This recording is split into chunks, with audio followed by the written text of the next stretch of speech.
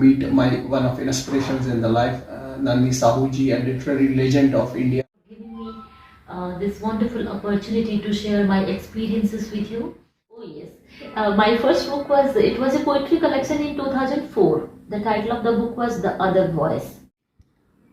When the going gets tough, you have to handle it. You have to understand where you stand. You have to create a space for yourself.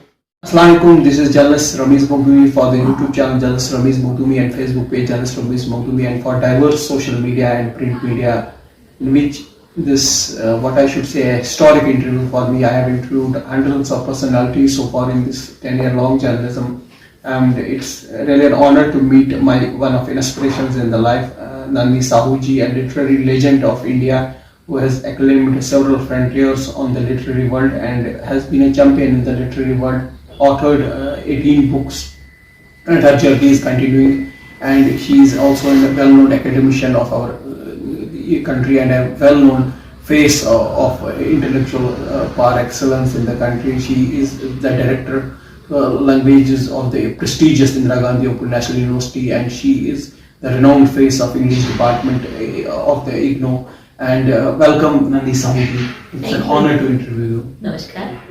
Thank you. So it's an honor to meet you and interview. Tell me a bit about your academic life. Thank you, Rameez. I feel privileged to be a part of this conversation, and thank you again for giving me this wonderful opportunity to share my experiences with you as a creative writer, as a folklorist, as a critic, and of course, a little bit about my life. Well, the question that you asked me about my journey, it will take a lot of time to tell everything, but just to keep the long story short, I started writing when I was 7 years old. I am from Odisha. I'm from a very small village. I have a very humble background. Both my parents were high school teachers, and I belong to a family of 6 girls. Yeah, and I started writing when I was 7 years old. I wrote a poem about the farmers.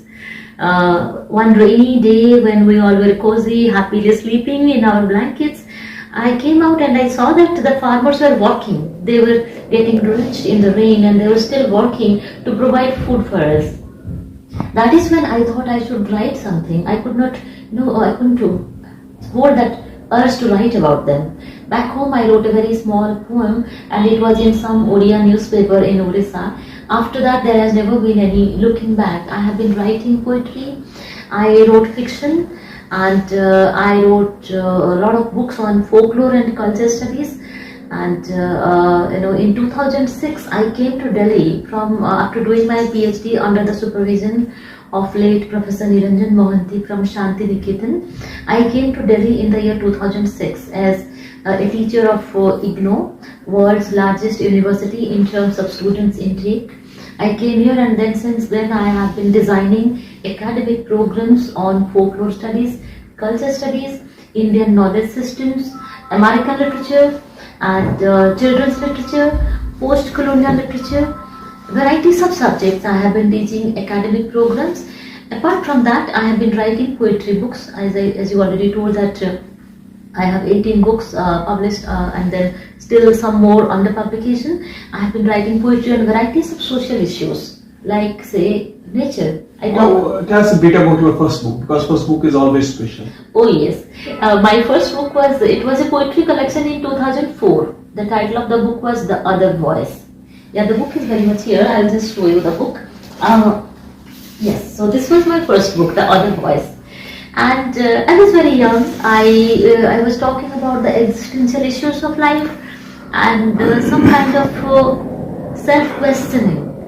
And I was very, very ambitious at that point of time. I wanted to achieve everything. I wanted to, show the world that I am here. I have a voice, distinct voice of my own.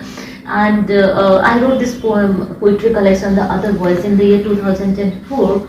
And then 2005, I had 3 more books. So by the time I came to Delhi to IGNO as a teacher, I already had 4 books published. And I think those books were also instrumental in getting me into this kind of a prestigious university. And then after that, my next poetry collection was The Silence, which I wrote in 2006. And then I wrote a couple of books on folklore and the alternative modernities, and a couple of books on Indian literature, Recollection as Redemption. That was one of my important books. When you look back at your journey, do you feel you were looking at a day when you will be celebrated as one of the prominent literary icons of the globe? Well, thank you so much for saying that. I really don't consider those things as something so important that they should get into my head.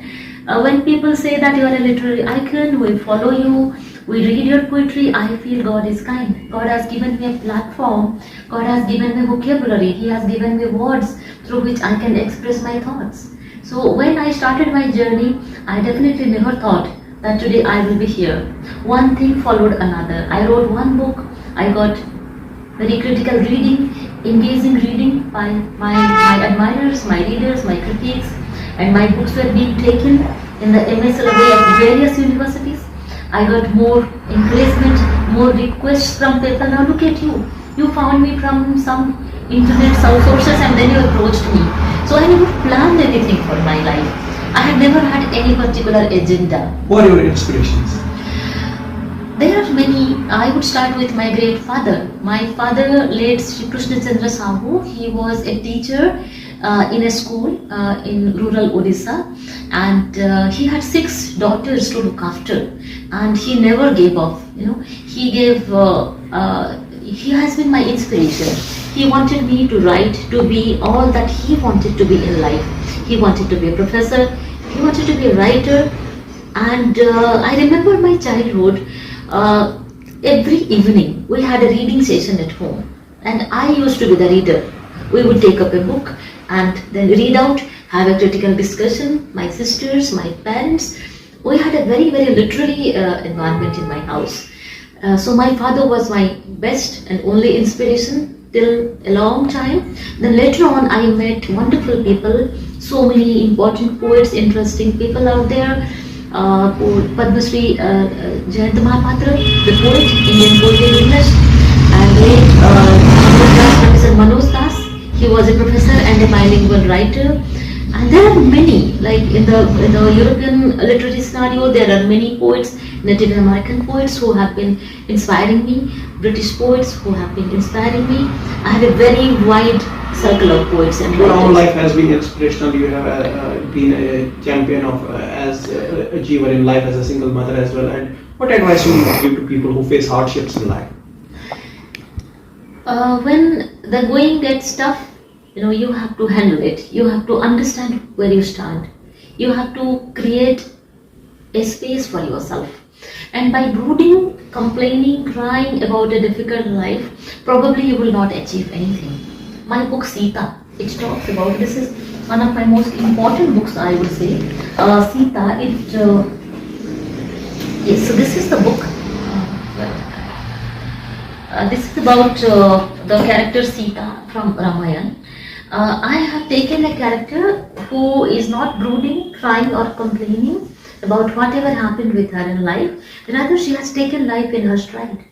Her loneliness in the forest, she dedicated herself to be a mother, a great mother, an eco-feminist, and a healer for the Astromites, and also a teacher for the Astromites. From your beautiful words, I wanted to know which book is more close to your heart among those many authored by you? Definitely Sita. It is very, very close to my heart.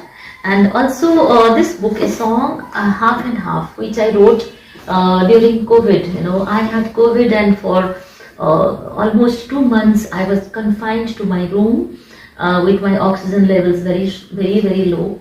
At that time, poetry became my therapy. I wrote 1 poem per day, and 64 days, 64 poems. So this is also very close to my heart. My last 2 questions are that what would be first your message to the people?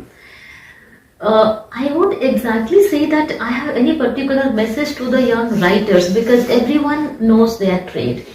Everyone is doing a serious business in Indian literary scenario. People have been writing interesting books.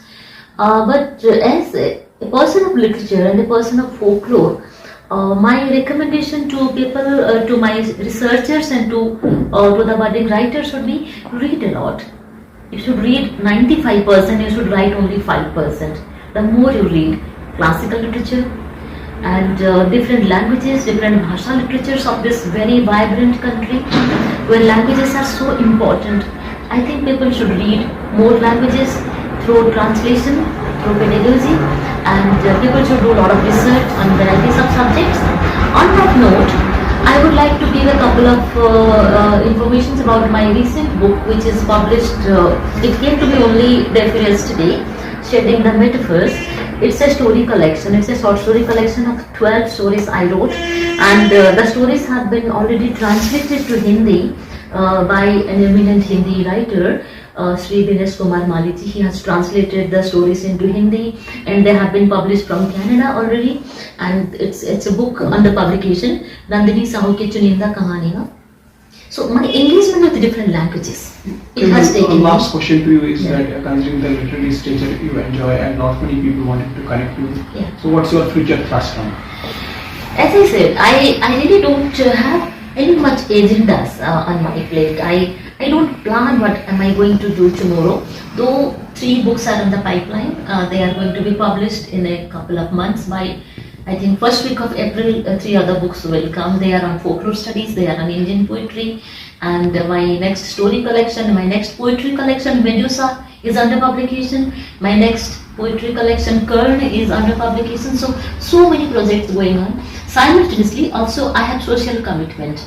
I work a lot for the welfare of girl children, for the education of girl children I work, and I am an environmentalist. People call me eco-feminist. I don't know how to take that. People have been very, very kind. My readers have been very kind with me. So they put a lot of responsibilities on me by creating these adjectives about me, that eco-feminist, environmentalist. I try to do things for the welfare of the society, and I think I will be committed and dedicated forever. This is my library, and this is open for my researchers. They come here, the students, they come and they read books here. It's open for anyone coming and using it. Similarly, I also try to do some work for the tribal folks. Folklore has been my area of research interest. My book Sukhama and Other Poems, it's a poetry collection. Sukhama was a tribal woman, a domestic help at my place. While I helped her children to settle down in life, I thought I should make Sukhama immortal. So I wrote a poetry book on her, Sukhama and Other Poems. She has been our foster mother. My mother was a school teacher. Sometimes Sukhama used to help us to take care of us, to look after our studies and look after our food and our everything. So this is how I don't have any much plans to do this or that, definitely, but I am socially committed. I believe in witness literature. Like in the court of law, the role of a witness is very, very important. Similarly, in social change, in creating a more positive and a more inclusive society, the role of a writer is very important. The writer can be the witness. So I believe in creating witness literature. These are wonderful words of yours. It has been an honor to interview a literary icon like Nandini Sahu, who is also among my inspirations, and will be keeping disturbing her for many more interviews in the future. It has been an honor to talk to her, and we will be often discussing with her diverse dimensions of English literature, her personality, and on different burning topics facing our society or academics. It has been a real pleasure. Thank you, Rameez. Thank you very much for having me here.